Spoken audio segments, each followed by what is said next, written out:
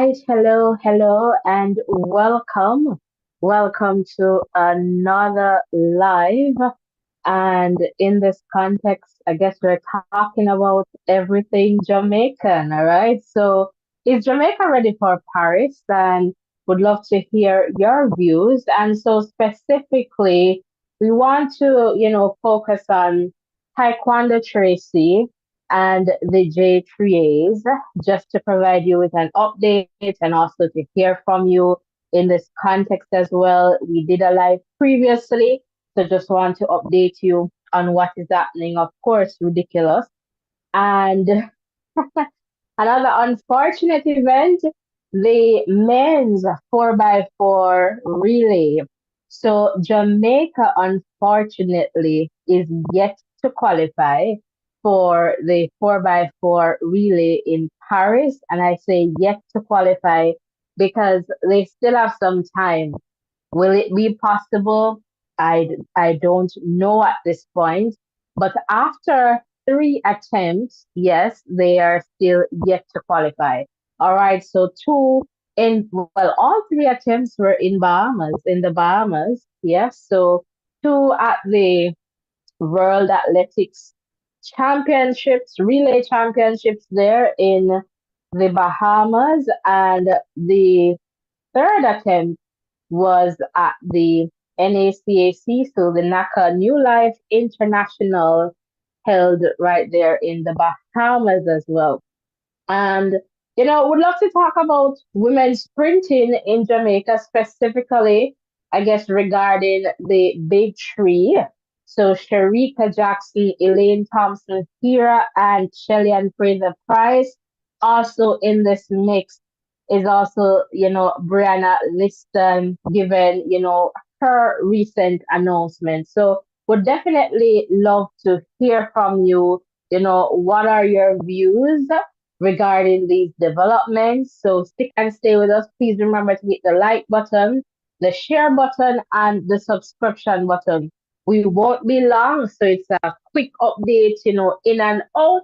And again, would love to hear from you. So I believe the first thing that we could perhaps move to is regarding Taekwondo Tracy. So, guys, as you enter, hit the like button, hit the share button, the subscription button, and for sure, we would love to hear from you. In the meantime, I am going to also pin the WhatsApp number in the chat so that you have it right there in the event that we're not able to go to that slide just yet. So the WhatsApp number is now pinned in the chat. All right, so let us move on to Taekwondo's situation. All right. And I did a live a few days ago, talking about, Taekwondo and what is happening, and of course, ridiculous. And so I just want to provide you with an update. Yes, rock and come in, guys, and let's go. So, right, in the context of Taekwondo, right, it's very unfortunate. So by now, if you're following us here, you would know that Taekwondo Tracy was summoned to a disciplinary hearing by the J3s pretty much 2 weeks before the trials. All right. So that started, I guess, sometime last week or the week before. And so this is arising from the fact that, 9 months, ago, after a much publicized, spat with technical leader of Jamaica's team to the World Athletics Championships in Budapest. So last summer, guys, Maurice Wilson over the selection of the sprint relay team. All right. So as a result of this, Taekwondo is, I guess, now summoned to this disciplinary hearing. But if you were on that live, or if you got the opportunity to listen to that live, pretty much it's so ridiculous.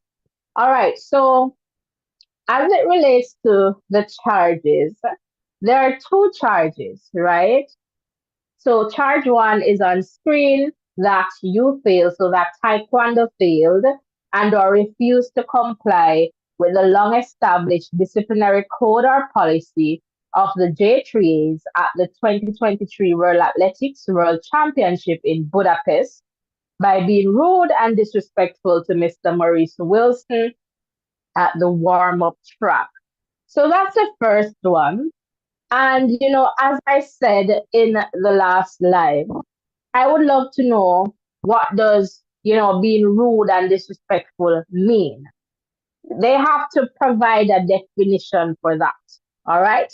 But as we'll get there, you'll find out, how ridiculous this situation is. And then, persons will have to think, oh, is it a case of sabotage? Like, what's happening here?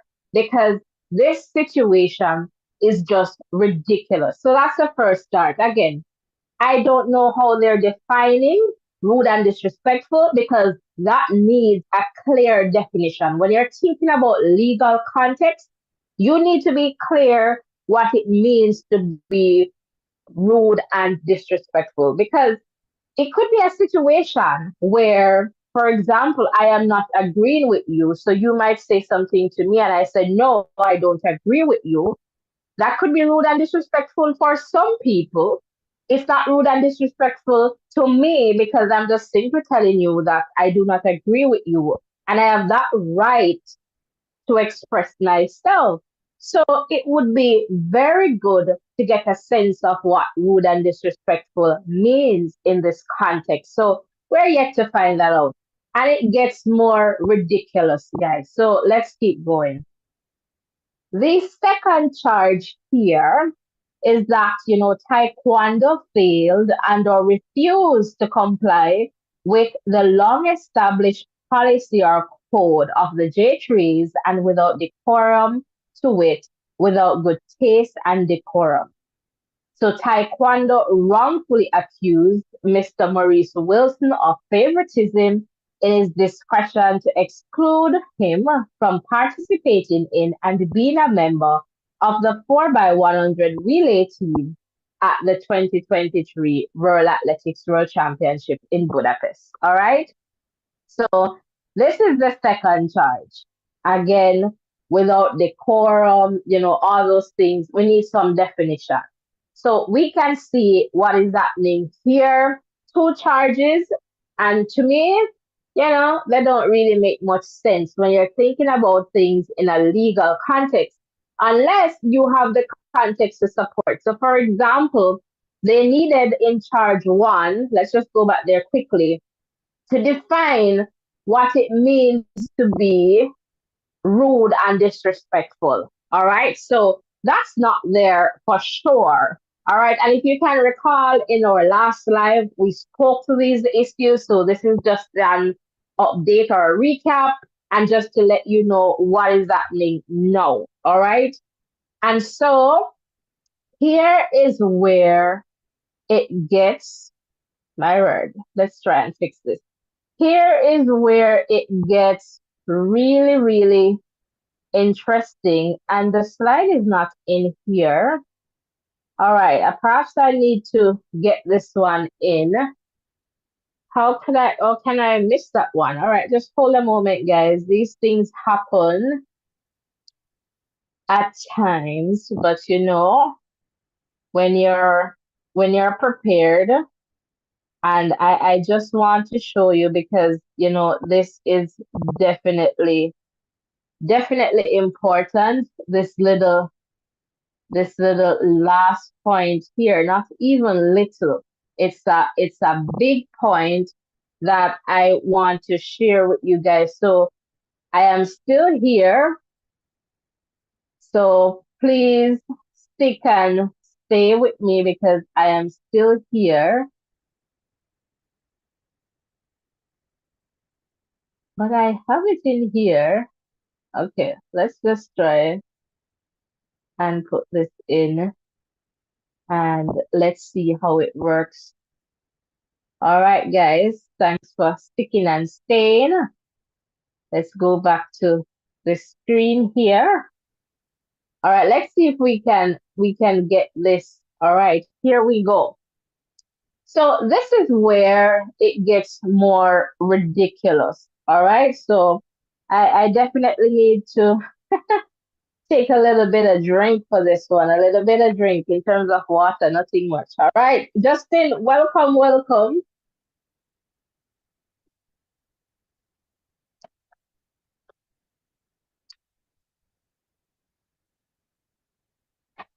You're sleeping and listening. Thank you so much. Do you want us to sing you some lullabies, Justin? All right, so this is where it gets, crazy, ridiculous. And I am wondering who is advising the J3s. All right.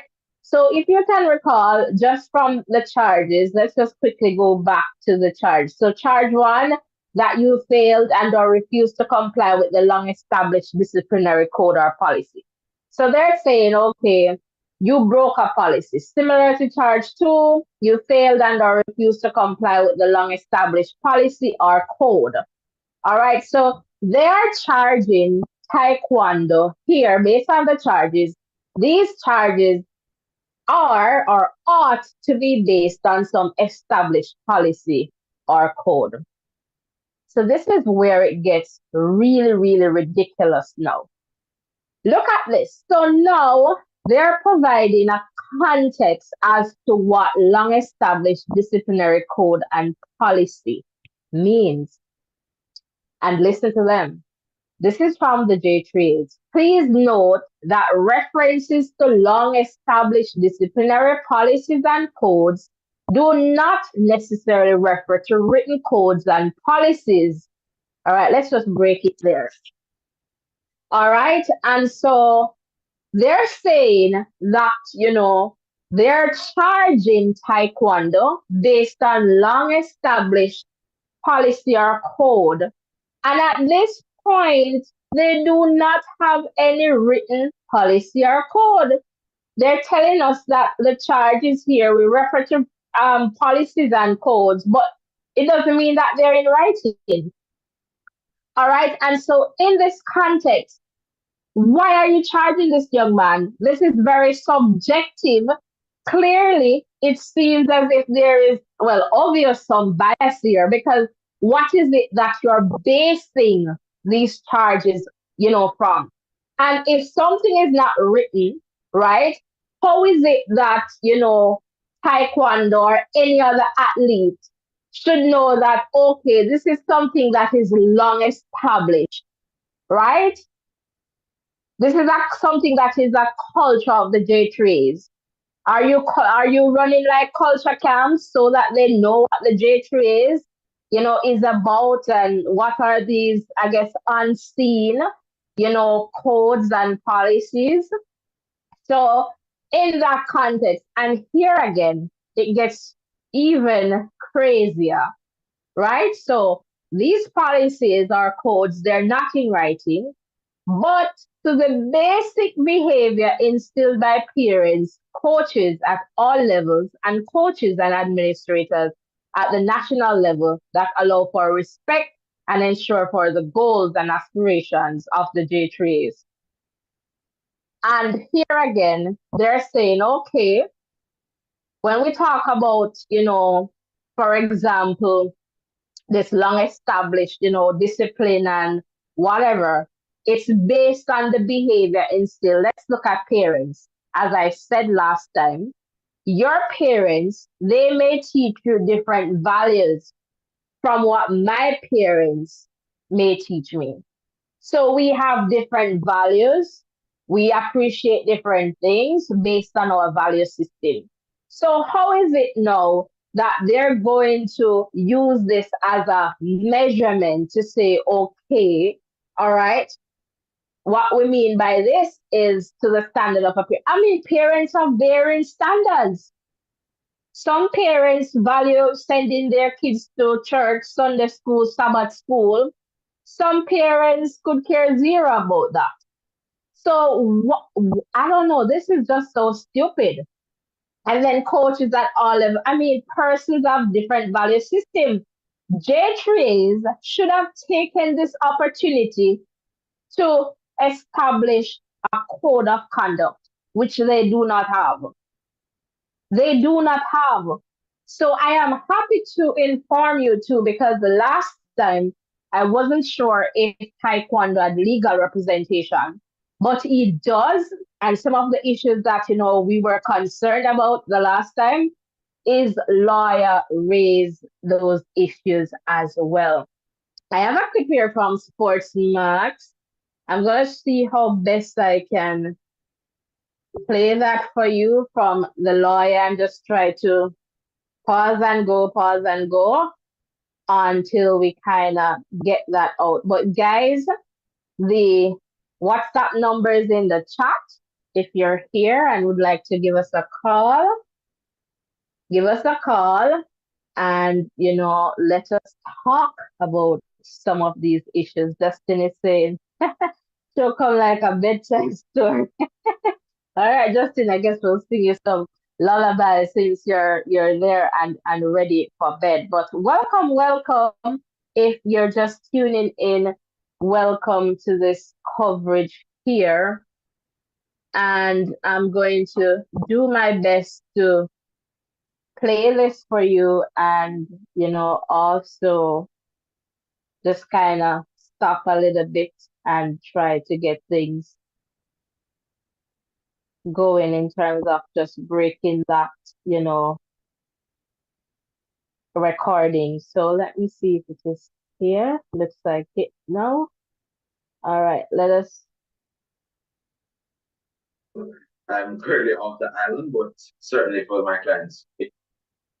All right, stick and stay, guys. Let's try this.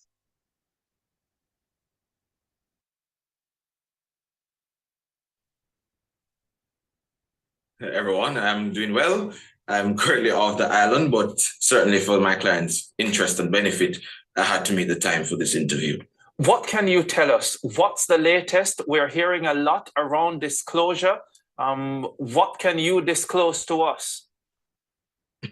Well, I am in no better position to disclose anything, Ricardo. I have no information whatsoever from the J3. I have not. All right. So here the lawyer is saying, there was some amount of disclosure that should have taken place in terms of sharing the information, in terms of the evidence against, Taekwondo, that kind of information. And you will hear further that the lawyer is saying, that has not happened. And there was a deadline to meet.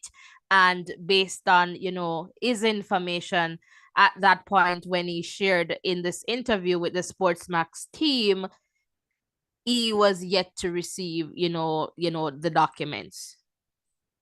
So let's go back. Give me a little second here. All right, let's continue. Not received the document as relates to Maurice Wilson's statement that would form the basis of this complaint. Moreover, and it is very important to note, it is the disciplinary committee's purview and wrong, if I might say, that this matter is just coming up now in June, almost 10 months, if not. And of course, this is a big concern of everyone, after so long, why is this matter coming up? So you see some issues here, not getting the statements or, the evidence, whatever they have mounted against Taekwondo that is not yet shared based on the time of this interview and the timing, like 10 months, days. And by the way, guys, this trial, as a result, based on my understanding, based on the fact that the information was not shared, it was moved to June 25th. All right. So 2 days before the start of the national trials. So I suspect that whatever disciplinary action that is coming could include, him missing the national trials, because they're keen, if you notice, on having this hearing before the national trial. So let's go back to this clip here. Since August 2023, when this matter was already dealt with. In fact, my client has instructed me and told me that there was in fact a meeting between himself and 4 others, I believe, and this matter was said to have come to an end. And this is interesting information, because if this was concluded, the question, why no? Again, why no? Now, almost 10 months, if not 10 months, we're having this discussion. We're seeing charges being brought. And from where? There's no written code. I asked for disclosure of written codes and policies where these charges are grounded. I was told there was none. All right, exactly, guys. So you see why you can't trust voices in education? There is none. Where are the written codes and policies? How are these people coming up with charges without any documents, any code of conduct? There isn't any, policy document. How on earth were you able to come up with these charges? Like, what's happening? And I am wondering, who is advising the J3As? Did they seek some legal representation before coming up with these things? Because it's so ridiculous just to think about it. Like, very, very ridiculous. So let's keep going here. And I disagree with that. It cannot be a case where we're trying matters and trying our athletes without any such code. It is ridiculous. And then there was an order of the disciplinary. And I didn't even realize the lawyer is using my words, or perhaps, we share the similar sentiments. Let's just leave it there. Ridiculous and absolutely ridiculous. Panel, when we had our meeting, that we would have been disclosed with documents pertaining to the facts that they're relying on to bring the charges. Today, I have not been in possession. My office has not been in possession of any single document. Yeah. And I've ensured to check with my offices to ensure that no document from the J3A has come to my office unnoticed. Yes, at 5 o'clock this evening, we have not been in receipt of any other document. And this puts us at a further prejudice. And my client is now facing an unfair trial because... And that's the point. Very unfair. You have some subjective charges because there aren't any policy documents, right? The information in terms of sharing not being done. The timing. So remember in our last, talk in terms of, what was happening here with Taekwondo, we talk about the rules or the elements of natural justice, and these things are not happening here in this context with Taekwondo. All right, so let's hear a little bit more here from Saeed. We, the defense, we're already been given a short time. I've stated to the chairman, let us have this hearing after trials, after the national circuit, after the European circuit, where we can turn our minds fully to this. There is this rush to deal with this matter all of a sudden. All right, you heard it from the lawyer. The lawyer asked, let us deal with this matter after the trials, I guess after, the competitions. And what they're saying, pretty much, I guess it was a no, because we're now being told June 25th. And so again, I am speculating that, it's the possibility that they perhaps want to suspending where he's not able to participate in the national trials. 2 days before the trial. And even though we, the defense, we don't want to do anything that is, out of the norm, we're trying our best to put our best defense forward. And we cannot prepare because, again, we were supposed to get disclosure today from the J3A. We have not gotten it from the disciplinary committee. Yeah, Syed. All right, and so you hear it, those are some of the issues there, predominantly in that context, all right? And so,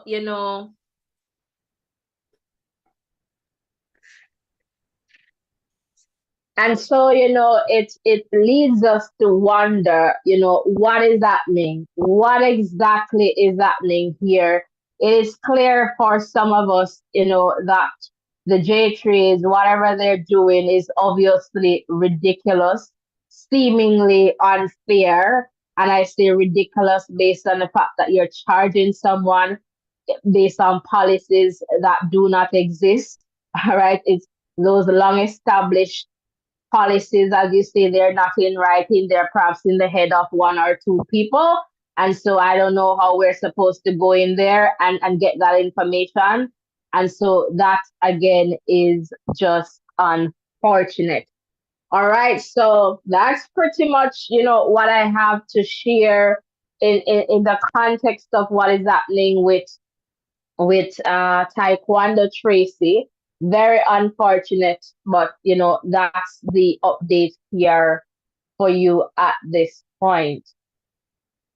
All right, so you can see the WhatsApp number on screen. Would love to hear from you. I guess we could just go to the 4x4. All right. And again, as I shared with you, it was just unfortunate that after perhaps, is it like so many years, Jamaica will not be, well, at this point, and I just want to put that in there because there is still a little bit of hope left. At this point, is yet to qualify for Paris. All right. And so we have been seeing a lot of information coming around, and one from, Stephen Francis, and he was very critical of the J3As. All right. And so, Francis is pretty much, sharing here that, something can be done. Or let me just go to this article, at least part of this article here from Sportsmax. So Francis believes all this could have been avoided had the J3A's president, Garth Gale, appointed competent individual with immense knowledge of how to manage the situation accordingly. All right, so this is a quote here from Francis. Garth Gale is a trying man, but he consistently gets let down by the appointments he makes. Jamaica historically has treated senior athletics as an adjunct to junior athletics. So the same people are there, school principals and their technical committees, making these decisions on issues they know absolutely nothing about. That's what Francis told Sportsmax. All right, he says further, they know nothing about senior athletics. They might have some kind of resume in managing juniors, being a high school principal or a coach at a high school. All right, so the country suffers as a result of these personnel because they keep making stupid decisions when it comes to seniors, he added. To drive home his point, Francis, a highly decorated coach, explained to Sportsmax that the country's teams to the World Athletics Relays were chosen based on early season times. And this is another quotation here from Francis. That is rubbish, unheard of. And only people who know nothing about senior athletics would ever even suggest that. Those with proper knowledge know that in April, nobody starts to run because people are more peaking for the summer. So what they should have done for the World Relays is to run the teams you expect to run in June. You make them aware early enough that we're going to select. So try and get in shape because we need to qualify. We need to get to the final, Francis, stated. And so here, it kind of gives me, so far, a different perspective because we have been here talking about relays. This is nothing new to us in terms of selections. And, we have often said perhaps sometimes the big athletes, they do not want to run, and it's unfair. And the J3s, they will make the point that they can only select who is available. But here, what I am getting from Coach Francis is that I guess how the J3s are approaching things is rather not what they're expecting at this level. Because if you give the athletes enough time so that they can prepare, what I'm getting from him is that, they would probably make themselves available. Because if you suspect that these are your top athletes, you should be aiming to get these athletes on the team. And so again, just unfortunate. Welcome, welcome.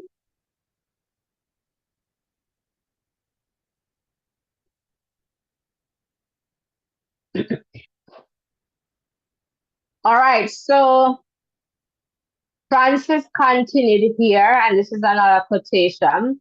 But instead, what they do, they start to name the teams based on who has run 46 seconds or 45 seconds and stuff like that. And then again, they compounded the situation by inviting college kids to run in Bahamas. And I guess we were looking, and I guess we saw. All right, so just to go down to more of what he was saying, what they should have done, if I had been there and they asked me, I would tell them. So this is in terms of a suggestion moving forward. I would tell them pay Trinidad and Tobago, Antigua and Barbuda, and St. Lucia to find 4 people to come to the Jamaica national trials and have a 4x4 relay on the last day. What you must do is shift the 400 meters so the final is on Saturday. And he continued, but what these jokers, and this is how he described them, he describes them, what these jokers have done is what they have pushed, is that they have pushed the 400 meters finals down to Sunday. So there's no opportunity for them to have a proper 4x4 relay here and with the people who have qualified based on the trials. All right. And so I was thinking about that because that's why I was saying, yet, but, as someone in the field with that experience, but I was wondering, how are they going to get the teams? And so what Francis is saying here, Coach Francis, is that, they should pay a few teams to come and, run. So you can use, but that would require some shifting in terms of the schedule.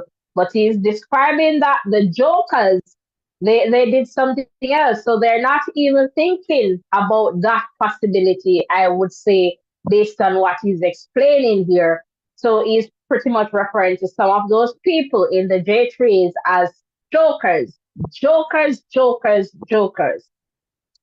All right. And so he didn't stop there. He said they need to get rid of Mr. David Riley, Mr. Keith Wellington, all the people of the committee for seniors, and get people on there whose lives are about senior athletics and who know the sport, and then we will stop having these problems. So what Coach Francis is saying is that a lot of these problems are stemming from the fact that we have people in the J3s who do not know much about senior athletics. It's perhaps at the champs level, the junior level, or I guess character, their age. And so that is a big challenge that he's sharing here, in the context of, some of the problems, what is happening there, in the J3s and why we keep on having these issues. So he continued to share, but I'm going to stop there. And so he gave, kind of tell us what he believes the problem is, the big problem is. And in the context of the men's 4x4, in terms of, making it to Paris, he also gave a suggestion, and a good one, because I am saying we cannot give up because we still have until, I believe, June 30th, right, to make that time. So how can we make this work, is the question. And here we go. Coach Francis definitely provided us with, suggestions. So let's see if the JAAA will take that advice and, do things accordingly, fix up things. That would be fantastic.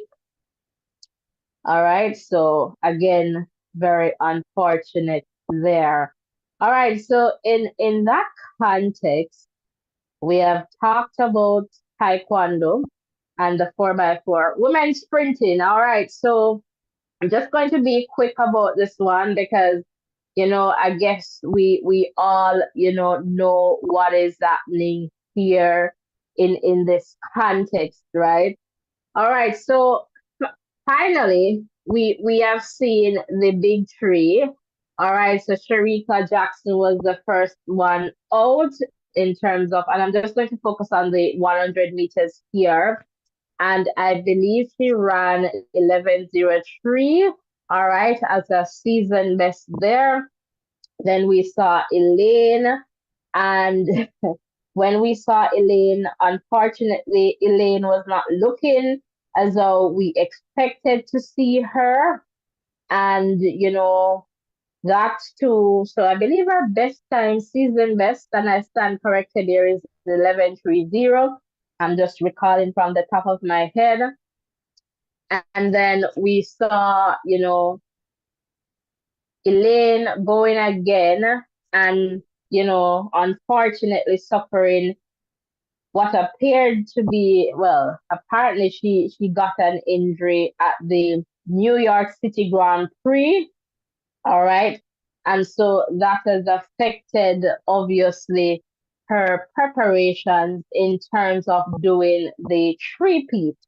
And so we heard, recent news that, Elaine will not be defending her 200 meters title as at this year games in Paris. And, that is unfortunate, but, I am wishing Elaine all the very best. And as I said, it comes with the territory, it comes with being on the track, injuries. And it's just unfortunate that it's in this critical point where, it's going to be a bit challenging to heal. And so I am not too sure what's the plan for Elaine. I am wondering if they're going to do like a medical exemption and then try to make I don't know how that would be possible. A little in terms of fitness, in terms of her proven fitness. I don't know, given, the times that she has run so far, but what we know at this point, based on what is out there in the news, is that, she will not be defending her 200 meters title. A lot of us are a bit heartbroken because, we want to see our athletes at their best, and it's just unfortunate. But, Elaine, you'll definitely bounce back, and I hope you do. You have done a lot, for the sports, and, everybody, was just expecting you to go back there and just try to make history again. All right. And so we hope that, Elaine will be in, good enough shape to get through the trials and at least to go back and defend her 100 meters, title. And I've seen a lot of persons, sharing that she's not going to make the team, but let's wait and see. It's never over until it's over. So sending lots of love to Elaine and all the other athletes. All right. The males and female athletes, male and, so definitely sending lots of love to everyone. All right. So we touched a bit on Shericka. Shelly now. Everyone, was very happy. I was happy to see Shelly on Saturday, on the weekend, right, at the French Foray. there in Jamaica. I mean, I was just waiting for the race, till eventually, I saw Shelly there. I guess for a season opener, 11-1-5 from memory. So I'm just saying these numbers from memory, guys. So I believe that should be good because that one was very recent. So 11-1-5, I would say good enough start for Shelly. I'm not sure what was the plan, but from what I have seen from the run, she did not get that pocket rocket, start that, we would normally expect and see. So again, I'm not too sure, based on, what's happening. I believe she was wearing some tapes. And so that is a little bit of concern there. And so I suspect that, our pocket rocket will do enough to get ourselves, through to the trials and on our way to Paris. Based on this schedule, I think she's there for 100 and 200, but based on what she had said previously, that she would not be doing 200. So maybe that's just for, I guess, training purposes, not too sure. But again, we'll wait and see, what the plan is. And so I suspect that Shelly will be good enough to make the team and get to Paris. I mean, again, I'm not too sure. I guess in the past, they have seen her coming out faster than that. But I guess given the circumstances, Shelly has not raced since Budapest. And so, based on what I have seen, I would say that was a very good run, good attempt, just given, the circumstances and I guess what is happening. And I suspect that she will get better and better as time progresses. So we're almost there in terms of the trial, but it was good for her to get at least a race out. Again, we saw what I would say like that sluggish, start. And so she pretty much had to try to run and catch Jodine. And so, but she was able to do that, but not the usual race that we would expect from, Shelly. But again, a good start. All right, so Brianna Liston. So this now takes us to Brianna Liston. And, I suspect that on the NCAA circuit that Brianna Liston, was injured at least. Like there was some talks that she was not 100%, and that was somewhat obvious in that context. And so it's sad, but also on the other side, we want her to be our best because and I suspect too that perhaps she might not be feeling her best because anyone with such talent would want to make the team and go to Paris, right? Anyone would want that opportunity. So I guess the injury is of that nature where perhaps based on medical advice, she's been told, you need to rest, we need to work on this, whatever it is. So I'm just going to leave my speculations there on the track and not to focus on, anything else that is happening in terms of why she does not want to run for Jamaica. And so, I guess with the athletes who go to college, running on the circuit, it has, for me, I believe it has a lot. It takes a lot out of them in terms of what they have to contribute there. And then perhaps, for the country. So it's different when they go pro in terms of the focus and what they're doing in terms of events, right? And so, yes, Liston, very, very talented. And I know if Soju was here, Soju would definitely share, further about, Brianna Liston, because, soldiers always warned us about Liston in the sense that Liston is going to come and break the 200 meters, that record. Soldier was always saying, Liston, Liston, Liston. So at this point, I just want to hope and, wish Brianna, the best, in this point. Like I was definitely hoping, because I figured based on the context with the big tree, right? And given the form that we saw Liston in, and, and it's just unfortunate that this is happening at this point. I suspect that, she would have made the team, right? But for the injury and the fact that, she has ended her season at this point. And so, that is the unfortunate part in all of this. But again, it is what it is. And so, we just have to wait and see. In a few days, we will know who will be representing Jamaica.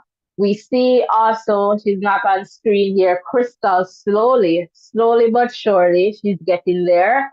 Every time she runs, we see a new PB. My only concern with, athletes, like young athletes like Crystal Slowly, is the fact that perhaps they're not used to doing the rounds, right? And so when that happens, so even if, she's to make the team, perhaps, not able to do as good as you would expect them to do because of the rounds and how that can impact them. But if it is that they're ready and, ready to go, then, run on, and then you just fly on to Paris for sure. And so again, definitely wanting to see what will happen at the national trials. So stick and stay with us. We want to bring you all the updates, of, what is happening there. So we're going to ensure that, we try our best to get things in place so that we're able to share with you guys. All right. So that is, definitely important as well for us. And I know that a lot of persons here on this platform would love to be here with us as we talk about what is happening in those contexts at the national trials. And we'll definitely keep an eye out on what is happening with Tyquendo Tracey, and also if the JAAAs will, take the suggestion in terms of arranging, for something to happen at the national trials where we can get the 4x4 qualified for Paris, because definitely heartbreaking. And I know that a lot of us, we have talked about, relay selections over and over. And again, just, unfortunate that this situation is happening like this. All right, guys. So again, this one was a very quick one. So I really want to thank you so much for coming over. Let me just check the chat here. And, for sharing. And, would love to hear your views in the chat regarding these, situations, these contexts. So in the context of, Tyquendo Tracey, I label that situation as quite ridiculous, very ridiculous. All right. And and the lawyer agrees. All right. In the context of the 4x400 meters relay team, well, Coach Stephen Francis, he describes, some people there at the JAAAs as jokers. All right, jokers. So remember those adjectives. And Again, we have seen the big three, Shericka Jackson, Elaine Thompson-Herah, and Shelly-Ann Fraser-Pryce. Obviously, well, I would say it appears, let me use that to soften that, that the big three, they are all suffering from some little, injuries here and there. And so we're sending them, best wishes. We want to see, Jamaica, the black, green, and gold, well represented. And we want to have a fantastic Olympic Games, for athletes, for everyone, and so we want the best for each and every athlete, again, here in the context of Brianna Williams, we understood that she signed out in terms of ending her season, all right, for this season, very, very, very early. And so again, that a lot of persons did not want to hear about that. And then there were some speculations as to why she's not, running for Jamaica, and we don't want to go there. All right. Based on how the season started, I got the understanding that Brianna Liston was suffering, from some injury, like she was running perhaps about 60-70%. And so I guess that's a part of the reason why, she decided, I guess based on some advice, I would suspect, to end it very early. Because, I guess she's young, and even at this stage, anyone would want to get that opportunity to go and represent their country, to go on that big stage, right? And so I don't know if things will change by now on the 27th to the 30th. We don't know. So let's see. Fingers crossed, and keep sending up some prayers, and let's see what happens. I don't know. Will Brianna just show up? We don't know, but hopefully, you know, even if she does not show up, and again, she can take the time to take care of herself, because we love to see Bree. All right, we love to see Bree definitely back on the track. All right, so again, let me just do one last check here in the chat, guys. Welcome, welcome. And I am not missing any calls at this point. So what we're going to do, we're definitely, well, I just kind of concluded there. So we're going to wrap this one up. But I just want to remind you to exercise self-care. Yes, take care of you. And remember, sometimes, in life, there are ups and downs. But, despite everything, depending on how you look at it, you might stay down for a long time, or you might just start moving up again. All right. So I say to you, try to learn the lessons and move on, in terms of perhaps not making the same mistakes, because and just know that everybody makes mistakes, right? And with life, or with what these athletes are doing, sometimes you win some, sometimes you lose some. And that's one of the beautiful things about, sports. It, for example, in track and field, or any other sport, like, it teaches about, being gracious in defeat, understanding that you're not always going to win. But again, whenever these athletes show up, I do not believe that an athlete is going to show up not to win. Everyone shows up, and they try to give their best performance. And so let us just continue to support the athletes as best as we can, motivate them, whether they're Jamaicans or from other countries, support them. It's a lot that they put in terms of doing what they're doing, and it takes a lot out of them. It's a lot of hard work.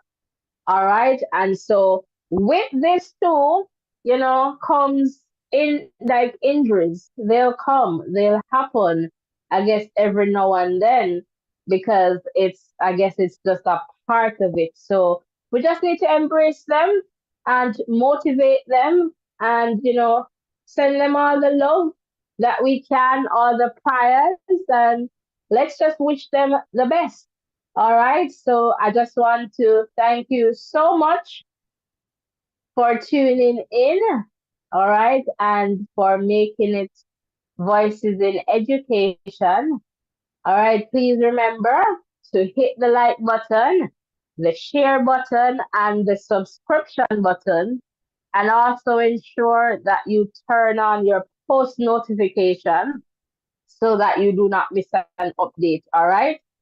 When we go live, because we'll go live when we're able to and once the updates are available.